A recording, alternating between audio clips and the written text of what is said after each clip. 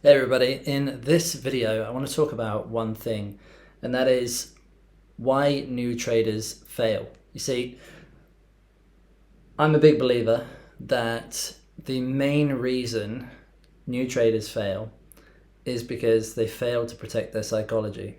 And what I mean by that is they overtrade.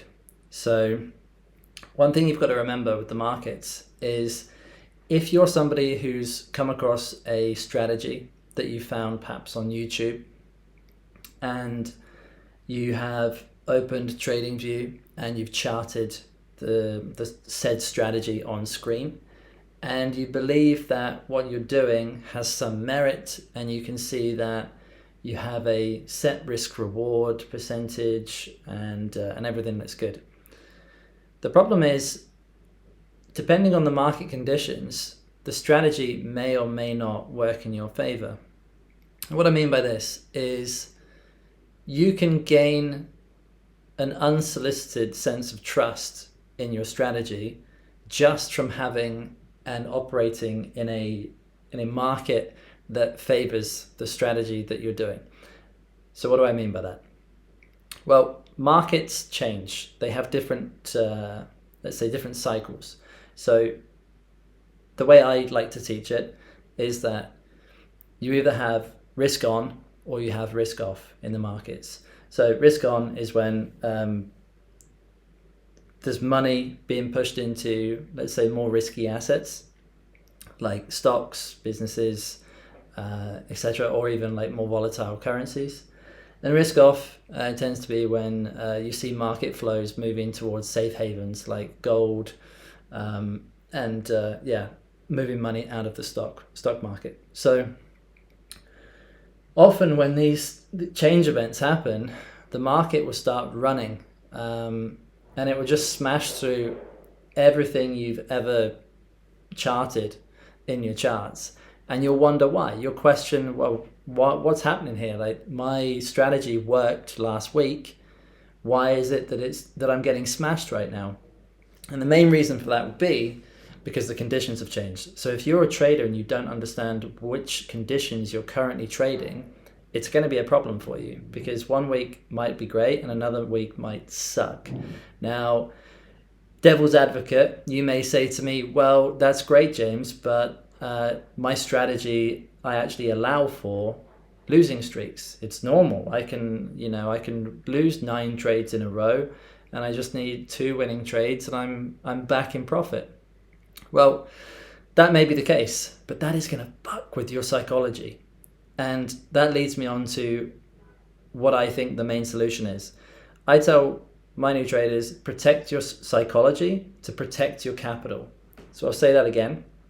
Protect your psychology to protect your capital. And what that essentially means is that I want you to take less trades. Think of yourself as the anti-trader.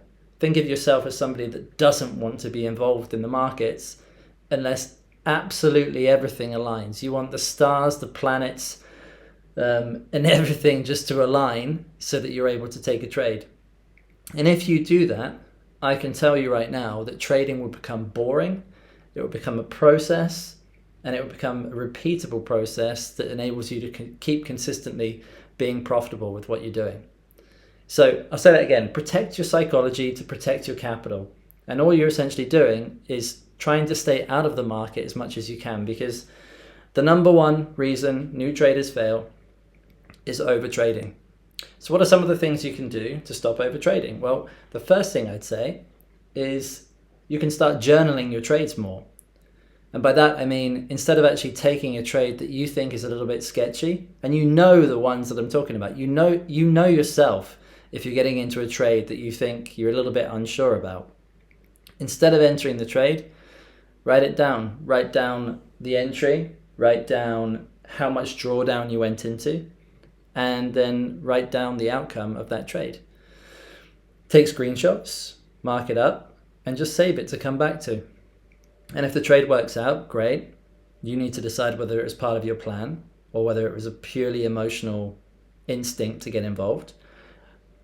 And if the trade didn't work out, well, you just saved yourself some money there, and you kept yourself safe, by staying out of the market when it wasn't really the best time to trade. I would typically take anywhere between 1 and 3 trades a week, but I don't hold myself to that. If there's no trades and the market doesn't give an opportunity, I'm not going to try and force it, right?